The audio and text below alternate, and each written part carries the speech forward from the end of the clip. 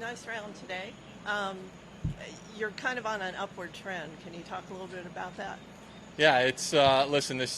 You know, we've talked about this enough, and it's been well documented. This year has been a real struggle for me, but since that '84 at Memorial, since that media session afterwards, the game's actually been heading in the right direction. The results haven't shown that until the last week and so far this week, but there's been a lot of positive stuff coming, a lot more confidence in my ability to strike the golf ball, which has been the biggest issue all year. So, yeah, I mean, I'm excited where my game's going. We still got a long ways to go to get back to where I would like to be in this game of golf, but, at least we've got momentum behind us, pushing us forward now. You came in here with a bit of a hill to climb, to get into the playoffs. Is it easier to put that out of your mind now that you're contending for the title? Listen, I know I have to win or finish solo second. I realized that, I think, Sunday night when I got here. And if it happens, it happens. If it doesn't, it doesn't. Like I said, I've just, I realized a couple months ago, there's a really good chance I may not make the playoffs based off the way my game was going. So I was just more or less trying to focus on getting the game back in the right shape and getting some momentum going into the fall, which would hopefully carry over into 24. I'm still in that same mindset. I have a trip planned with my kids and my wife to the Abaco Club next week if we don't get in. So, listen, it's a win-win. I either go to Memphis, so I go to Abaco with my kids and wife for the week. And so we'll see what happens this weekend, though. One last question. You played great here in 2020. What kind of confidence do you take from that, and any particular memories do you have from Listen, that I've week? played well here for the last, I would say, 5 or 6 years. Yeah. I think I've got a second, maybe a couple of top fives. So I feel very comfortable on this golf course. I like it in the sense that you got to put the ball in the fairway to score well. If you don't, then you're struggling all day. I'm not a big fan of 20 on the par winning, really low scores, but this course, you have to at least put it in the fairway to score. So, listen, I feel very comfortable on this golf course, and I'm excited, to see what the weekend has in store. Is there something technical that you've changed that you go from shooting 84 to shooting 62 a couple months later? Yeah, I mean, well, the biggest key we found Tuesday of U.S. Open was all my lie angles on my clubs were about 2 to 3 degrees too upright.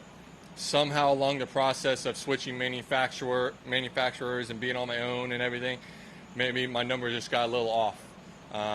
And so we did that Tuesday on the Gears 3D system out in LA.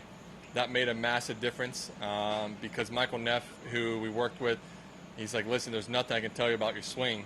Your swing, everything is checking all the boxes that I would look for in every box you guys are looking for.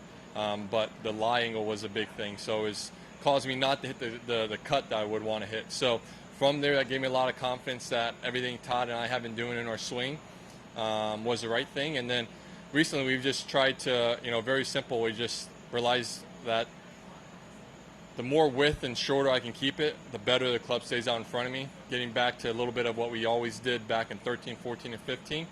Just got a little sloppy in the sense that the club runs off a little bit too much. And so simple thing is keeping more width and keep it more out in front of me in the backswing, which allows the club to stay more out in front of me in the downswing so I can hit my cut easier. How long had it been since you had the lie angles checked?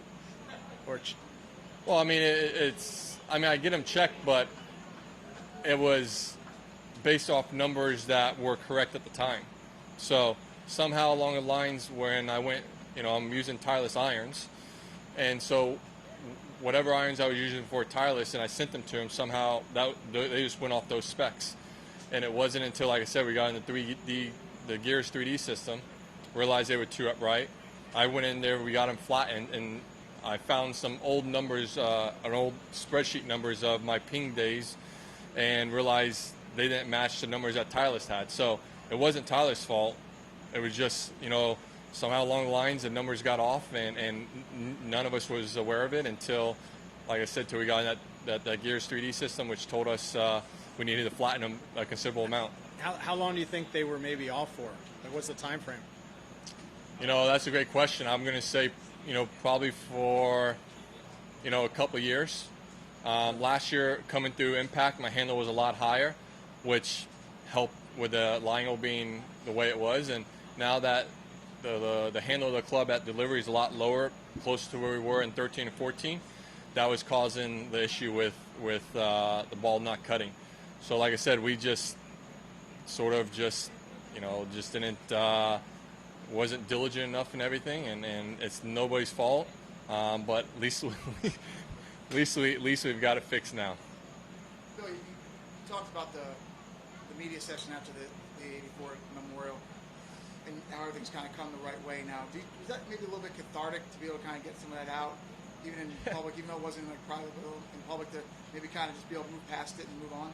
Yeah, listen, I wasn't expecting, to be that emotional after the round. It was just a lot of hard work and grind, and everything sort of just built up, and it just finally came out.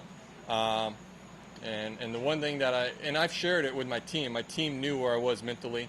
My family knew where I was mentally, but maybe just doing that, and like I said, it just happened, and just getting out and sharing it made me sort of just relax more, feel better about myself, getting it off my chest, getting it off my mind.